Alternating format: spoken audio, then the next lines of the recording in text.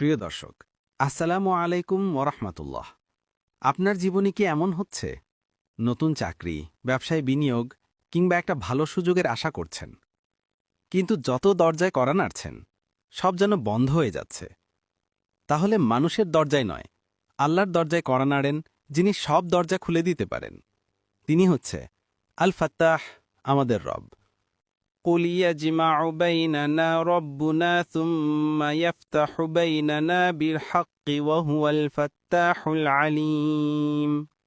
বলো, আমাদের রব আমাদের একত্র করবেন, তারপর তিনি আমাদের মাঝে সত্যের সঙ্গে ফয়সালা করবেন, আর তিনিই হলেন আল ফাত্তাহ, অর্থাৎ ফয়সালাকারী, সর্বজ্ঞ।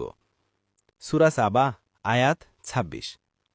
ইয়া ফাত্তাহ অর্থাৎ যিনি অদৃশ্য পথ খুলে দেন, জটিল সমস্যার সহজ করে দেন, আর মুমিনের জন্য রহমতের দরজা খুলে দেন।